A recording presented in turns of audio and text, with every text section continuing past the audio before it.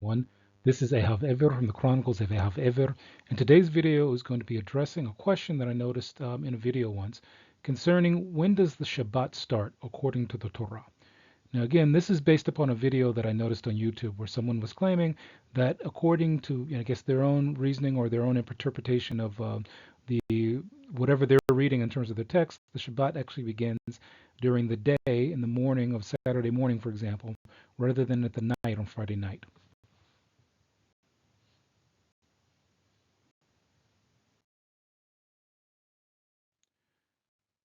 So it's important for me to address that for Torah Moshe Jews, what to do, if we have a question, how exactly do we actually go about trying to find answers to that? And I've covered this in other videos, but it's basically time for a recap in this video.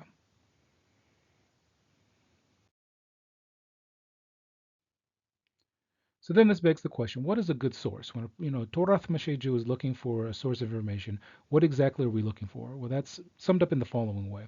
We're looking for something that's ancient, authentic, and authoritative. And there's a methodology to what that means because it isn't just everything that's out there.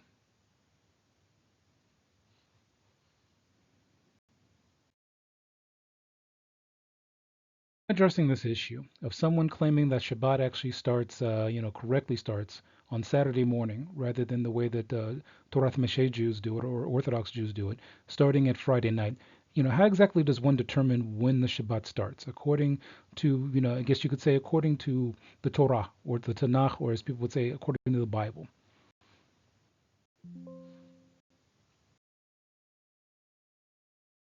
The point to answering this question would start in a certain historical reality. If again, I've mentioned this in a previous video, and I found that the best way to address this is the following. If you ask the question, and we'll start in this slide going backwards, and I'm going to put my marker on for this. Let's say we start backwards to the right, the written Torah, the actual whole written Torah text that a person would agree on upon and say this is definitely a written text. It came about 40 years after the original, revelation of the Torah at Mount Sinai, and also the written format of the the Ten Commandments or the stone tablets. But prior to that time, there was actually a mention of Shabbat being kept prior to, the Am Yisrael, the people of Israel, arriving, at Mount Sinai, and prior to the Ten Commandments being given, they were actually keeping Shabbat. So at that point, there was no written text to explain what to do and what not to do, or when to start or when not to start. So the thing is, we know that from that point forward, initially everything was oral. Now, what was written down, if you say that only the Ten Commandments were written down, the 10 statements, even there's not enough information to tell you when Shabbat starts and when not to start. So we can look at this and say, that pretty much until the written Torah as a text happened, everything that was being done was being orally transmitted. Meaning that, for example, if the question came up, okay, when exactly does Shabbat start? Does it start in the day? Does it start at the night? When do we start this whole thing? Obviously, that answer would have happened, prior to the written text of the Torah in an oral format, meaning that that would have been answered by Moses, Moshe Rabbeinu, Moshe ben Amram, during the time that, all these things were happening, because obviously from day one of knowing that there's a Shabbat, they would already have to have discussed, okay, what are the ramifications so that someone doesn't do something wrong and say, well, I didn't know. You didn't tell me that I couldn't do this thing over here. Who's to say, at what hour does it start? What minute does it start? If it's in the morning, what part of the morning? Does it start when the sun comes up? Does it start when it's still dark outside and, we consider the day? Does it start when I wake up? All these things would have to have been answered. So let's look at exactly knowing what we know in terms of this historical chart that I provided here. What exactly does the Torah tell me to do if I have a question about, for example, in the modern time, when Shabbat is supposed to start?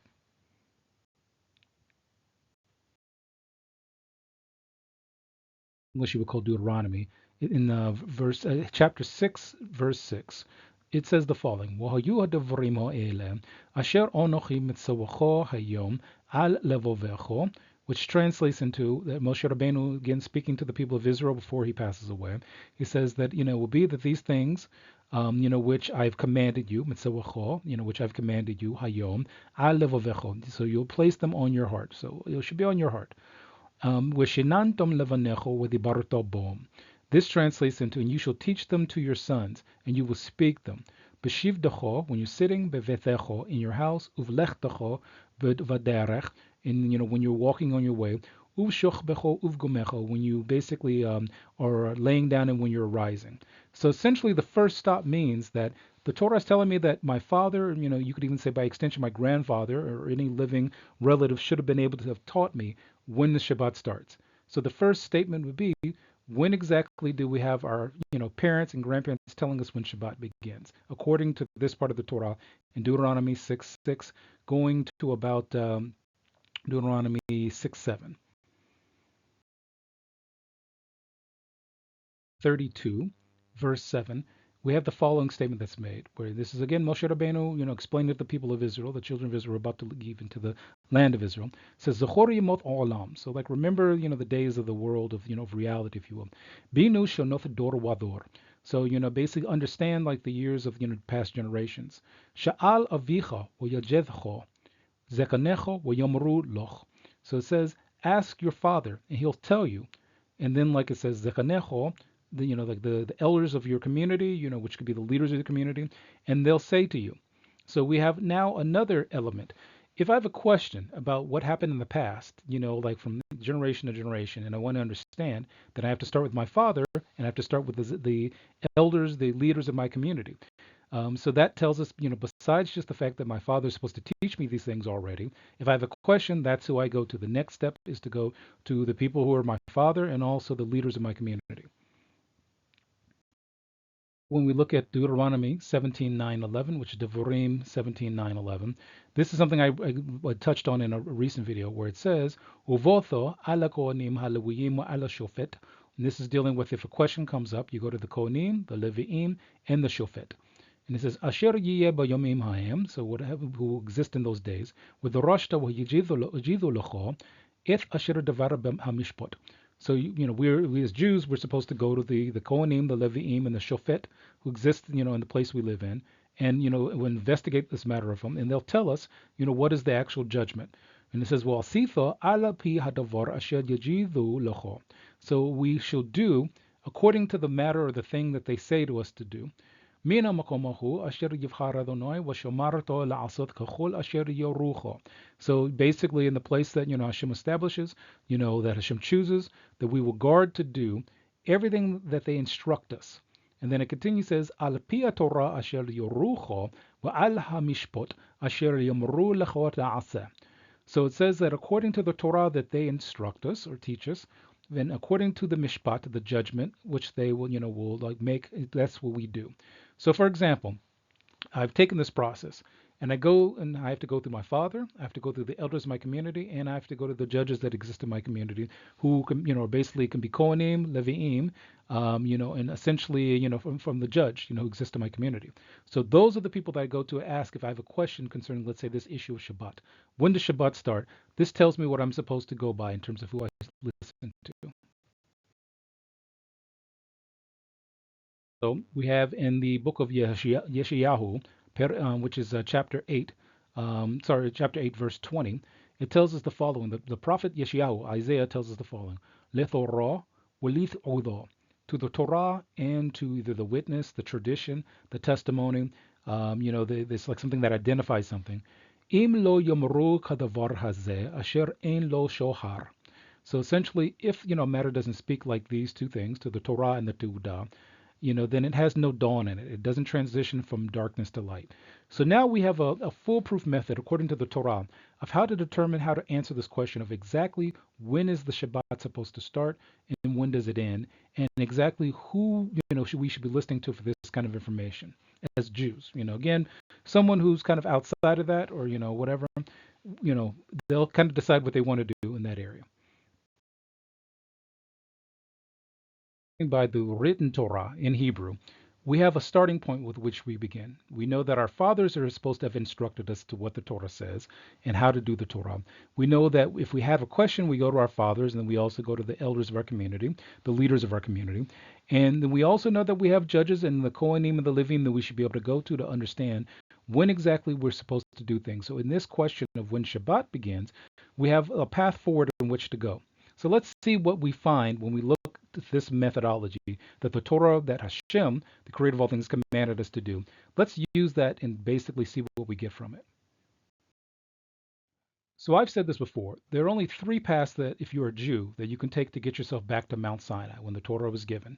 You can go through the community of what I always term as Torah Mashe Jews, which is, basically meaning Sephardic Jews, Mizrahi Jews, Yemenite Jews, Ashkenazi Jews, Orthodox, Ashkenazi Jews, any community that's like that.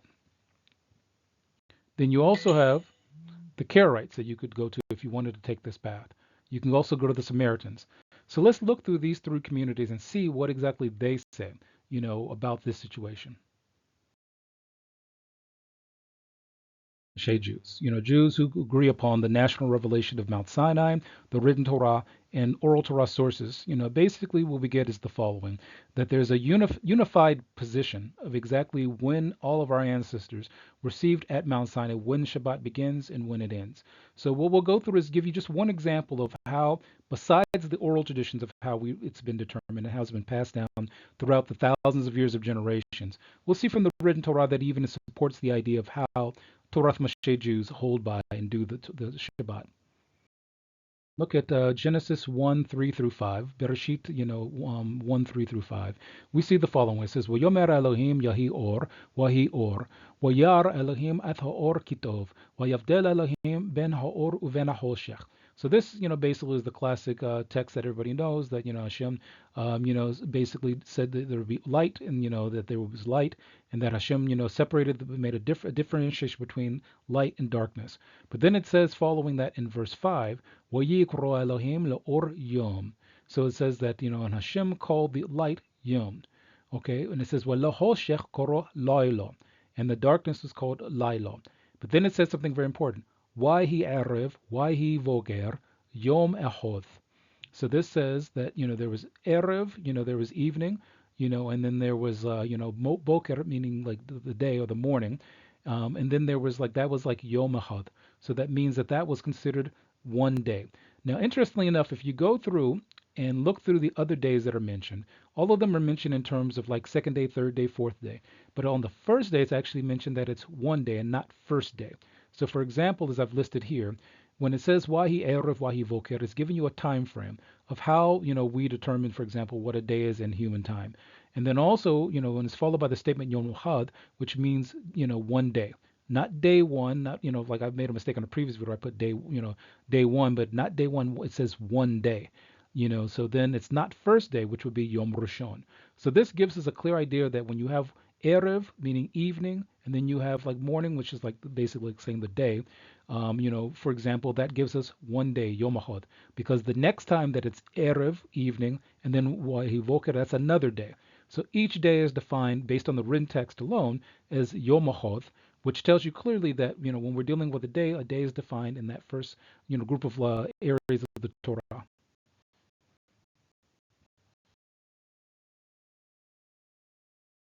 Torah Mashe Jews, Orthodox Jews go by and they say, well, I don't believe you guys. You guys don't know what you're talking about. Well, let's look at the Karaites. The Karaites, according to their definition, have the exact same definition that we Jews do. So here's from a Karaite website, which is I think one of the main Karaite websites, where it says Kiddusha Shabbat meba'od yom. And it says Chayav Adam lekadesh et Shabbat meba'od yom shishi ke adain yom shishi. So it's basically talking about how Shabbat, is required according to them, that, it's supposed to start on Yom Shishi while it's still Yom Shishi. That's basically saying that the Shabbat begins, at the edge of like when it's still Yom Shishi, meaning the sixth day of the week.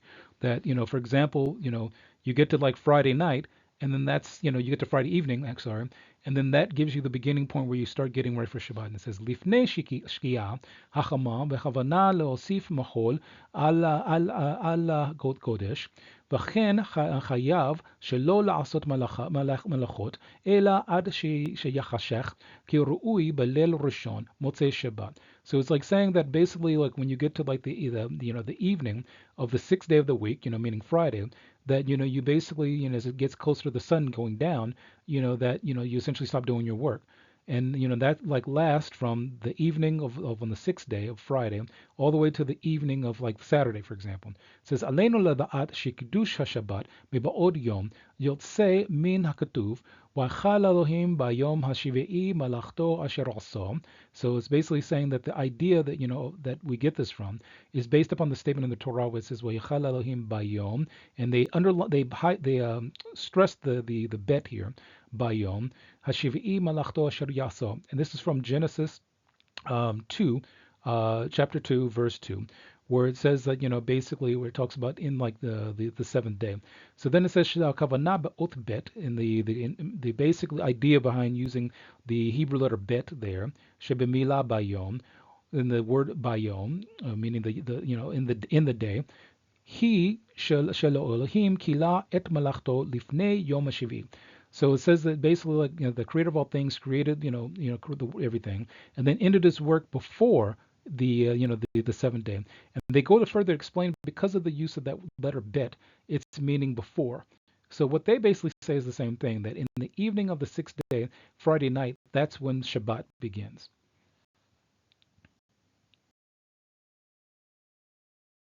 And the Samaritans, and they say they have the same exact concept. Lifnei Knisat Shabbat b'Yom Shishi. So they start talking about how b'Yom Shishi be'erev im tom tafila Yom Shishi tashev kol mishpacha al shulchan Shabbat ve'uvo kol tov. So they basically describe the same concept, that in the evening of Friday evening, that's when Shabbat basically begins, and that from that point forward, going until the next night of Saturday night, that's when Shabbat lasts.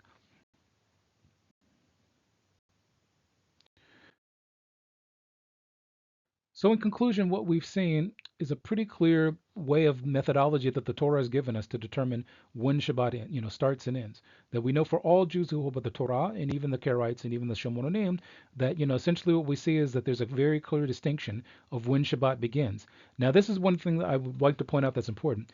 If you find that there's like one person who all of a sudden, just like let's say on the internet, is saying, okay, well, I'm saying something completely different from everybody, and then you look and say, okay, wait a minute. What about your father? Did your father keep Shabbat the way you're talking about? Did your father start Shabbat on, like, let's say Saturday morning? Is that the way he did it? What about your grandfather? And if you find that going back, you don't find them holding by the same concept this person holds by, you can pretty much say, okay, this person's just making something up. Because at the end of the day, the Torah clearly tells us that there never should be a generation where there are no Israelis, no Jews holding by the Torah who don't keep things correctly in what's possible to keep. And Shabbat is something that's 100% possible to keep, even in the exile. So this is Ehav Ever from the Chronicles of Ehav Ever. Thank you for listening. Take care and bye.